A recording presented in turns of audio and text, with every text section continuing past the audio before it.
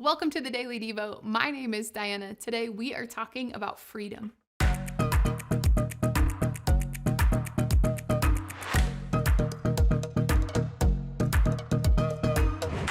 Galatians 5:1 says, "It is for freedom that Christ has set us free. Stand firm then, and do not let yourselves be burdened again by a yoke of slavery." You see, Paul, he's writing a letter to the people of Galatia in ancient times, and it's recorded in this letter. And in chapter 5, he's simply summarizing a main point.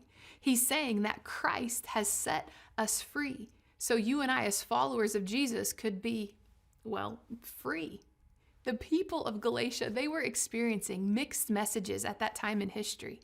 Other teachers were coming in trying to add additional rules or laws for what righteousness meant or what it meant to be following Jesus or connected with Jesus. And Paul is reminding them that what Jesus did and what Jesus provided was enough. One of the scholars, Dr. Evans, he summarized the letter well, and I want to read it to you. He says, and I quote, "Spiritual freedom is deliverance from the power and bondage of sin so that we can serve the living God as well as his people. It's freedom from legalism and the control of the flesh that we can experience this substitutionary, resurrected life of Christ," end quote. You see, what they're saying is it's freedom that Christ provides to all who choose to repent and believe in Jesus. Paul goes on to tell these believers to stand firm. This is an important part of the verse I want you to ponder with me. Think of a redwood tree for a moment. Redwoods, they're those giant, long-living trees found sometimes, for example, in California. And these towering trees can stand around 300 feet tall.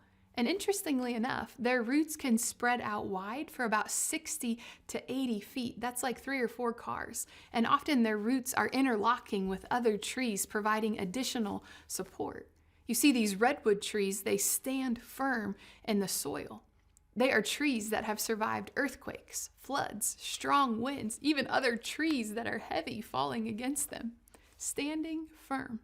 In Galatians 5:1, Paul is reminding believers of the freedom that Christ provides, and then he's urging believers to stand in that freedom. Stay in that freedom, be rooted in that freedom, live from that freedom no matter what happens. Stand firm in the freedom of forgiveness, to stand firm in the freedom of belonging to Christ, that you are not alone. Stand firm in the freedom of new purpose, that your life has value even today, in this season, in this circumstance. Stand firm in the freedom of God's love, that he loves you fully and he likes you and he knows you. Stand firm. Which part of today's verses jump out for you? Is it the reminder about freedom or the call to stand firm? Today, I want you to think about what could standing firm in the freedom of Christ practically look like for you. Spend a few minutes talking with God about it, and maybe jot down a bullet point note in your phone or a note on a piece of paper and say, how can I stand in the freedom of Christ, the grace of Christ, the purpose of Christ, the love of Christ, the ways of Christ?